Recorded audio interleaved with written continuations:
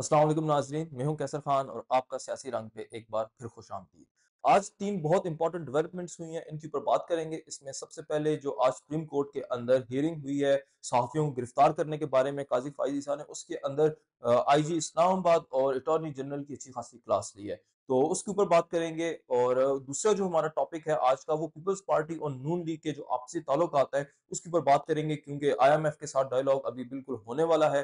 तो उसके बारे में क्या आगे डेवलपमेंट्स हैं क्योंकि पीपल्स पार्टी ने अपना जो पाँव है वो पीछे खींच लिए हैं जैसे-जैसे आईएमएफ से डायलॉग का वक़्त नज़दीक आ रहा है। तीसरा जो इम्पोर्टेंट टॉपिक है वो अली अमीन गंडापुर की जो परफॉर्मेंस है अभी तक की केपीके के अंदर उन्होंने बहुत बड़े-बड़े पैकेजेस का ऐलान किया है, रमज़ान पैकेज का ऐलान किया है, सेहत कार्ड का ऐलान किया है और मुख्तलिफ हैं, तो उनके ऊपर बात करेंगे। तो स्टार्ट करते हैं पहले काज़ी फ़ाइज़ ईसा से क्योंकि आज उनके सामने अटॉर्नी जनरल और आईजी इस्लामाबाद पेश हुए तो हमेशा की तरह सबसे पहले तो चीफ जस्टिस साहब बिल्कुल लाइल्म थे। उनको मालूम ही नहीं था कि असद अली तूर अभी तक जेल में क्यों है और ना उनको ये मालूम था कि इनको गिरफ्तार जो है तो वो काजी साहब की वजह से किया गया है।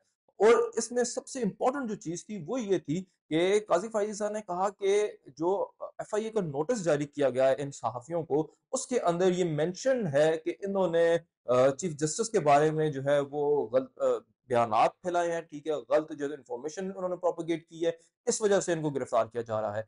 जबकि वही केस जब ये लेके सुप्रीम कोर्ट में गए हैं, तो वहां पर उन्होंने इस किस्म की कोई बात ही नहीं की है, अदलिया की बदनामी का कोई जिक्र ही नहीं था उसके अंदर। तो चीफ जस्टिस ने कहा कि आप हमारे कंधे के ऊपर रख के बंदूक चला रहे हैं। ये कोर्ट के अंदर उन्हीं के ही अल्फाज थे चीफ जस्टिस के, उन्होंने कहा कि आप हमारे कंधे के ऊपर रख के जो है वो बंदूक चला रहे हैं। ऐसा लग रहा है कि जैसे आईजी इस्लामाबाद जो के मुलजिमान है उनको तहफ़्फ़ुज़ फराहम कर रहे हैं। तो मैं इस बात के ऊपर ना इस मासूमियत के ऊपर जो चीफ जस्टिस साहब ने दिखाई है उसमें बड़ा हैरान हूँ कि वो अभी भी उनको ये लगता है कि आईजी इस्लामाबाद जो है वो तहफ़्फ़ुज़ फराहम कर रहे हैं। भाई वो कर रहे हैं तहफ़्फ़ुज़ फराहम, अगर वो ना कर रहे होते तो इस तरह से जो है वो इल्लीगल जो इस वक्त गिरफ्तारियां चल रही हैं वो ना होती। अच्छा, उसके बाद फिर उन्होंने ना बड़ा एक इंटरेस्टिंगली उन्होंने कहा कि आप जो है तो वो अटॉर्नी जनरल को वो मुखातिब होकर कह रहे थे कि आप माय लॉर्ड तो कही जा रहे हैं लेकिन आप कर कुछ नहीं रहे हैं, तो अब मैं आपके ऊपर जुर्माना करूंगा।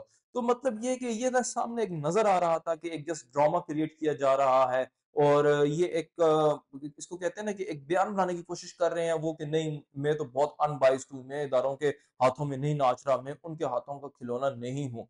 जबकि ये सबको मालूम है अगर आप ऐसे ना होते तो जिस वक्त असद अली तूर को गिरफ्तार किया गया था तो आप उसी वक्त डीजी एफआईए को बुलाते, उसी वक्त इस्लामाबाद के आईजी को बुलाते और असद अली तूर को फौरन जो है तो वो रिहा करने का हुक्म जारी करते, लेकिन आपने ऐसा नहीं किया।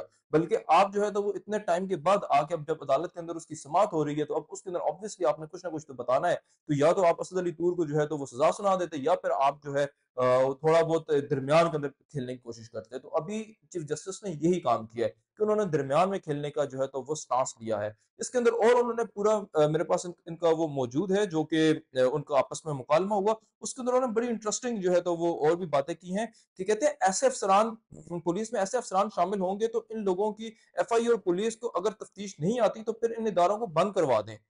मतलब कि वो अब सारा कुछ ना पुलिस अफसरान के ऊपर एफआईए अफसरान के ऊपर डाल रहे हैं जैसे वो खुद जो है तो वो ये सारा कुछ कर रहे हैं। आपने अगर करना है तो आप उन लोगों के ऊपर एक्शन लें जो कि इन अफसरान से जो कि अपनी ड्यूटी कर रहे हैं, उनसे ये सारा कुछ करवा रहे हैं। मतलब कि ये अजीब सी चीज है ना कि एक सिपाही उसको आप गिरफ्तार करने के लिए किसी को भेज रहे हो, तो आप उस सिपाही को जो है तो वो उसकी जो उसको डांटो आप, उसको सजा दो आप, लेकिन जो एक्चुअल बंदा पीछे करवा रहा है उसको आप कुछ भी नहीं कह रहे हो। ये एक बड़े कमाल की चीज थी। अच्छा, तो इसमें आगे चलते हैं। उन्होंने कहा कि अगर क्राइम की रिकॉर्डिंग मौजूद है मगर इन मुलजमान का सुराग नहीं लग सका, अटॉर्नी जनरल साहब ये किस किस्म के आईजी हैं, इनको हटा देना चाहिए। तो ये एक बात बहुत इंपॉर्टेंट थी कि जब एक क्राइम हुआ है, ठीक है, सीसीटीवी फुटेजेस भी मौजूद है, उसकी गिरफ्तारी भी सामने आ चुकी है, लेकिन फिर भी जो है तो वो कोई एक्शन नहीं हो रहा, कोई एक साइड के ऊपर जो है तो वो केस रुख नहीं पकड़ रहा, तो ये किस किस्म के जो है तो वो आईजी हैं। इनसे ज्यादा तो फिर एक स्पाई जो है तो उसको आप आईजी पकड़ के बना दे तो वो इससे ज्यादा अच्छी जो है तो परफॉर्मेंस दे सकता है। तो ये थी जो आज सुप्रीम कोर्ट के अंदर हियरिंग हुई है और इसके अंदर असद अली तूर के को रिहा करने के बारे में, उनकी जमानत के बारे में कोई भी बात नहीं की गई है। ये सिर्फ बयानबाजी की गई है जो कि अटॉर्नी जनरल और चीफ जस्टिस के आपस का एक मुकालमा था और इसमें ज्यादा कुछ भी नहीं था। अब चलते हैं अपने दूसरे टॉपिक की तरफ। तो अभी क्योंकि आईएमएफ के साथ जो डायलॉग होना है, जो उन्होंने नया पैकेज अनाउंस करना है, अभी पिछली परफॉर्मेंस को देखकर उसके बारे में डायलॉग्स होंगे। तो उसके लिए अब क्योंकि पीपल्स पार्टी और नून लीग ने इस वक़्त मिलके जो है तो हुकूमत बनाई है। ऑल्दो के जो पीपल्स पार्टी है उसने कोई भी मिनिस्ट्रीज़ नहीं ली हैं। सिर्फ़ उन्होंने जो एक कानूनी ओहदे होते हैं जैसे सदर और गवर्नर वगैरह के ओहदे होते हैं, सिर्फ़ वो उन्होंने रखे हैं। बाकी जो है तो सारा कुछ उन्होंने नून लीग को बख्श दिया। तो नून लीग को इस वक़्त शायद ये लग रहा होगा कि पीपल्स पार्टी बड़ी उन पे जो है तो वो मेहरबान हो गई है, क्योंकि मियाँ नवाज़ शरीफ कल जब मिले थे आसिफ अली ज़रदारी से उनके हल्फ बर्दारी के मौका पर, तो उस वक़्त उन्होंने कहा कि आपने मेरे छोटे भाई का ख़्याल रखना है। जी हाँ, ये वही छोटे भाई हैं जो कहा करते थे कि मैं ज़रदारी को लाड़काना और कराची की सड़कों पे घसीटूँगा, लाहौर की सड़कों पे घसीटूँगा, इसके पेट से जो है वो चोरी किया हुआ और करप्शन का पैसा निकालूँगा। तो अभी उनके बड़े भाई जो हैं वो सिफ़ारिश कर रहे हैं उनकी सदर आसिफ अली ज़रदारी से कि आप मेरे छोटे भाई का ख़्याल रखिएगा। जैसे होता था ना कि स्कूल में अगर जाते थे तो जो बड़ा भाई होता था वो अपने दोस्तों को स्कूल में बता देता था कि ये मेरा छोटा भाई है, इसका तुम ख्याल रखना। तो इस किस्म की जो है वो हरकतें कर रहे हैं, ये मुल्क चलाने वाली हरकतें तो बिल्कुल भी नहीं है। तो अब उसके अंदर अब देखें कि जैसे वो होना है अभी उनके साथ डायलॉग, उसके जो भी क्योंकि आईएमएफ ने दोबारा जब भी डायलॉग होते हैं तो वो बिजली के रेट्स बढ़ाते हैं, वो पेट्रोलियम के रेट्स बढ़ाते हैं, ठीक है? वो हर किस्म का टैक्स जो है तो उसका रेट इंक्रीज़ करते हैं ताकि वो अपना जो इंटरेस्ट रेट है उसको पूरा कर सकें। तो वो सब कुछ जब होना है उससे महँगाई होनी है, बिजली अभी कहा जा रहा है कि अभी इस वक़्त आप लोग 62 रुपीज़ की जो है तो वो बिजली यूज़ कर रहे हैं पर यूनिट। तो ये बिजली 90 रुपीज़ तक जानी है। तो जब ये बिजली 90 रुपीज़ पे जाएगी तो उसका सारे का सारा मलबा जैसे पीडीएम 1 के अंदर हुआ था, ये सारा नून लीग के सर पड़ गया था और पीपल्स पार्टी बिल्कुल जो है तो वो साफ-शफ़ाफ हाथों के साथ बाहर आई थी। अभी भी ऐसा ही होना है कि बिजली 62 से 90 रुपीज़ पे जानी है। सारे लोगों ने गालम-गलौच जो करनी है वो मरीम नवाज़ पे होनी है, शहबाज शरीफ पे होनी है, नवाज़ शरीफ पे होनी है। इनकी हुकूमत को लान-तान किया जाना है, इनके वज़ीरों के खिलाफ लोगों ने एहतजाज करने हैं। लेकिन दूसरी तरफ जो पीपल्स पार्टी है वो सुकून से बैठी रहेगी। क्योंकि सिंध के अंदर तो इस वक़्त वैसे ही काला राज है, उनको उसकी कोई परवाह नहीं होती है, कोई ऑपोज़िशन की परवाह नहीं होती है, उनको अवाम की तो बिल्कुल भी परवाह नहीं होती उनको। तो इसलिए वो बिल्कुल टेंशन फ्री हो के 5 साल अपने अगर ये हुकूमत निकालती है 5 साल, तो गुज़ार लेंगे, जो कि होते नज़र तो नहीं आ रहे हैं। अच्छा, उसमें फिर आप एक और चीज़ देखें कि आज जो हल्फ बर्दारी हुई है, उसके अंदर मोहसिन नकवी ने भी हल्फ उठाया है। ये जिसको हम कहते हैं ना लाडला लाडला, ये कहा करते हैं इमरान खान बड़ा लाडला है, इमरान खान बड़ा लाडला है। अगर आपने हकीकी लाडला देखना है और हकीकी ज़िंदगी का लाडला देखना है, तो वो आप मोहसिन नकवी को देखें। वो बंदा है जिसको उन्होंने पहले लगाया पहले उसको लगाया उन्होंने वज़ीर आला पंजाब का, ठीक है? केयरटेकर गवर्नमेंट में। उसके बाद फिर उसको जैसे ही वो गवर्नमेंट खत्म होने लगी, तो उसको चेयरमैन पीसीबी लगा दिया। फिर नहीं थके हैं ये, अब उसको उन्होंने काबीना के अंदर भी वफाकी काबीना के अंदर शामिल कर लिया। इससे ज़्यादा और नवाज़ी से क्या हो सकती है? उसके साथ अब जो ये भी कहा जा रहा है कि उनको सेनेटर इन्होंने बनाना है। तो एक शख्स के लिए ये कितने कोई जो है तो वो मौके सामने लाएँगे और ये एक बहुत बड़ा बिज़नेसमैन है। बिज़नेसमैन से ज़्यादा वो उनका जो है तो वो जिसको हम कहते हैं बूट पॉलिश करने का बहुत माहिर है। इस वज़ह से जो है तो वो उसकी सारी नवाज़िशें की जा रही हैं और जिसको ये कहते हैं कि इलेक्टेड गवर्नमेंट है, तो उसके अंदर इतने लोग काबिल नहीं थे कि को एक बंदा इन्होंने बाहर से उठा के लगा दिया, तो ये ऑब्वियसली इनके अंदर एस्टेब्लिशमेंट का मोहरा होगा। और ये जितनी भी इनकी काबीना की मीटिंग्स होंगी, इनकी जितनी भी आपस के अंदर की जो बातें होंगी, जो कि बाहर नहीं निकलनी चाहिए, वो सारी अब जो है तो वो एस्टेब्लिशमेंट अपने तक लेके आएगी थ्रू दैट मिनिस्टर। तो ये चीज़ जो शहबाज शरीफ है उसको बिल्कुल कठपुतली बना देगा। शहबाज शरीफ तो वैसे भी खुश होते हैं एस्टेब्लिशमेंट की गोद में खेलने के लिए, उनके हाथों में खेलने के लिए। तो अभी ये उनके लिए बड़ा जो है तो वो एक टफ टाइम होने वाला है, क्योंकि मोहसिन नकवी के बारे में बिल्कुल कोई ढकी-छुपी ये बात नहीं है कि वो एस्टेब्लिशमेंट के बहुत ही ख़ासम-ख़ास बंदे हैं। तो अब देखते हैं कि आगे इसमें क्या होता है। तीसरा टॉपिक जो हमारा है वो अभी क्योंकि रमज़ान की आमद आमद है और दोनों सूबों के अंदर केपी और पंजाब के अंदर इस वक़्त जो है तो वो कॉम्पिटिशन बड़ा टफ जा रहा है। एक तरफ मरियम नवाज़ हैं, दूसरी तरफ अली अमीन गंडापुर हैं।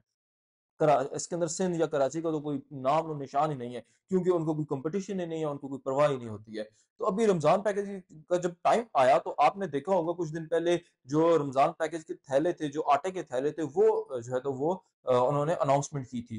तो उसमें बड़ा एक डिफरेंस था। जो नून लीग ने थैले निकाले, जो मरियम नवाज़ ने थैले निकाले, उसको बड़ी-सी उन्होंने नवाज़ शरीफ की पिक्चर लगाई, नीचे निगहबान लिखा। और दूसरी तरफ जो कि केपी से निकले ना उसपे इमरान खान की तस्वीर है, ना अली अमीन की तस्वीर है। बिल्कुल सिंपल जो है तो उन्होंने रमज़ान पैकेज का करके इस तरह से जो है तो उसका बनाया हुआ था ग्राफिक और वो उन्होंने लाए हैं। ये डिफरेंस होता है एक गवर्नमेंट में और एक एक जो होता है ना शो ऑफ करने वाले लोगों के अंदर, कि जिन्होंने गवर्नमेंट करनी है, जिन्होंने लोगों का काम करना है, उनको इस किस्म की चीज़ों की ज़रूरत नहीं होती है कि वो ऊपर अपनी तस्वीरें भी प्रिंट करवाएँ। अच्छा, उसमें अब एक और चीज़ बड़ी इंपॉर्टेंट है, वो ये कि जो रमज़ान पैकेज के अंदर इन्होंने ऑयल और घी के पैकेट रखे हैं 2-2, उसके ऊपर जो है तो वो कंपनीज़ है नेमत।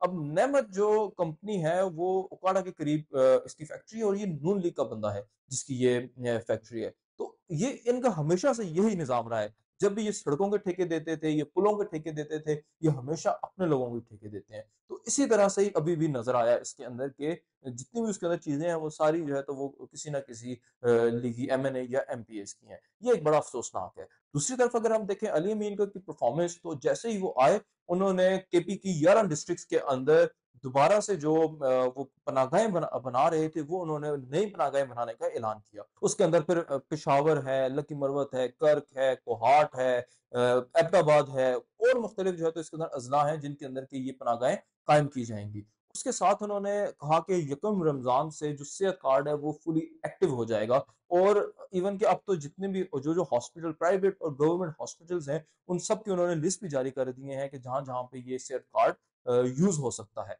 उसके बाद जो तीसरी उनका इम्पोर्टेंट काम अभी उन्होंने स्टार्ट किया, वो ये है कि माज़ूर अफ़राद को माहाना 7,000 पे उनको स्टाइपेंड दिया जाएगा, वज़ीफ़ा दिया जाएगा। ये एक बहुत अच्छा अमल है, क्योंकि आप देखें बहुत सारे ऐसे लोग हैं जो कि जिनकी फ़िज़िकल डिसेबिलिटी ऐसी है कि वो कोई मज़दूरी भी नहीं कर सकते हैं, वो कुछ लिख पढ़ भी नहीं सकते हैं।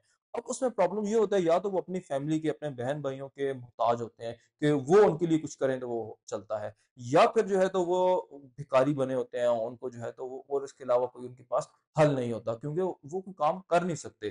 तो अब इस चीज़ को देखते हुए जो उन्होंने चीज़ स्टार्ट की है, ये इन्होंने जो मोहताजी थी उन लोगों की, वो ख़त्म कर दी है। उनको ये एहसास दिलवाया है कि वो भी इस मुल्क का सरमाया है जैसे कि बाकी आम लोग हैं। तो ये एक बहुत कमाल की चीज़ थी। आपको याद होगा कि जब पीटीआई की लास्ट गवर्नमेंट थी, फेडरल गवर्नमेंट, उसके अंदर उन्होंने एक बड़ा कमाल का इनिशिएटिव लॉन्च किया था कि जिसके अंदर जो नौज़ायदा बच्चे थे, उनके लिए उन्होंने उनकी माँओं के लिए उन्होंने 2000, 3000, 3500 का इस तरह से एक पैकेज रिलीज़ किया था। उससे ये था कि जो बच्चे अभी दूध पीते हैं, उनकी जो है तो वो अफ़ज़ाइश अच्छी हो, क्योंकि पाकिस्तान के अंदर ह्यूमन ग्रोथ एक बहुत बड़ा इश्यू है। यहाँ पे जो बच्चे होते हैं, वो उनको प्रॉपर न्यूट्रिशन नहीं मिलता, जिसकी वजह से उनका दिमाग, उनका जो जिस्म है, वो प्रॉपरली जिस तरह से उसको ग्रो करना चाहिए, वो नहीं कर पाता। जिसकी वजह से वो बड़े होके बहुत ज़्यादा जो है वो डिसेबिलिटीज़ का और बीमारियों का शिकार हो जाते हैं। तो उस चीज़ के लिए इमरान खान ने उस वक़्त जो है तो ये एक बड़ा यूनिक किस्म का पैकेज लॉन्च किया था। तो वैसा ही अभी अली अमीन ने भी दोबारा लॉन्च किया है माज़ूर लोगों के लिए। तो ये जो स्टेप्स होते हैं, ये कमाल के होते हैं। दूसरी तरफ अगर देखें जो मरियम नवाज़ कर रही हैं, उसके अंदर वो क्या कर रही हैं कि उन्होंने जी 657 नई बसों का जो है तो वो उन्होंने मंसूबा कर लिया। ये जो इस तरह के मेगा प्रोजेक्ट्स होते हैं, इसके अंदर बहुत बड़ी करप्शन के चांसेस होते हैं। जो सड़कों के, जो पुलों के ये ठेके होते हैं इनके ऊपर। जबकि ये जो इस तरह के जो होते हैं जिसके अंदर माज़ूर लोगों के लिए होता है, इसकी प्रॉपर जो है वो आप ना इसको देख सकते हो, इसको मॉनिटर कर सकते हो और इसका जो अगर एक बंदे को मिलना है तो प्रॉपर उसका पहले रिकॉर्ड अप्रूव होना है, उसके बाद उसको मिलेगा। तो इसके अंदर करप्शन के चांसेस नहीं होते हैं। और वैसे भी जिन लोगों को खौफ़े खुदा होता है, वो इस तरह की यतीमों, मस्कीनों, माज़ूरों के हक नहीं खाते हैं और ये नज़र आ रहा है अब इस चीज़ के अंदर। उसके बाद फिर उन्होंने जो रमज़ान पैकेज के अंदर एक और इम्पोर्टेंट काम किया है, इन्होंने तो 2 ऑयल के थैले दे दिए, थोड़ी-सी दाल दे दी, थोड़ा-से खजूरें दे दी। ये जैसे आप ना अवाम को भीख दे रहे हो, आप उनके ऊपर कोई एहसान कर रहे हो। जबकि केपी के अंदर जो उन्होंने किया इस वक़्त, उन्होंने जो कि अशिया खुर्दनोश थी, उन चीज़ों की कीमतें कम की हैं। हर चीज़ के ऊपर उन्होंने स्पेशल डिस्काउंट दिया, यूटिलिटी स्टोर्स के ऊपर जो है तो उन्होंने अच्छा खासा डिस्काउंट दिया है। उससे ये होगा कि जो व्हाइट कॉलर लोग हैं, जो कि बाहर इस तरह से अपना आप नहीं दिखाते हैं लोगों को, अपने माली हालात नहीं दिखाते हैं, उन लोगों के लिए ये जो है तो वो एक बहुत अच्छा अपॉर्चुनिटी होती है कि वो यूटिलिटी स्टोर से जाके वहाँ से चीज़ें जो है वो खरीदते हैं और अपनी जो उनकी सफेदपोशी है उसका वो भरम कायम रखते हैं। तो यही था आज के लिए, आज की 3 अपडेट्स थी। आई होप कि आपको मेरा एनालिसिस भी पसंद आया होगा और इस तरह की इन्फॉर्मेटिव वीडियोज़ देखने के लिए मेरे चैनल को ज़रूर सब्सक्राइब करें और साथ लगे बेल आइकन को भी ज़रूर क्लिक करें। मिलते हैं नेक्स्ट वीडियो में, सेम चैनल, सेम टाइम। खुदा हाफ़िज़।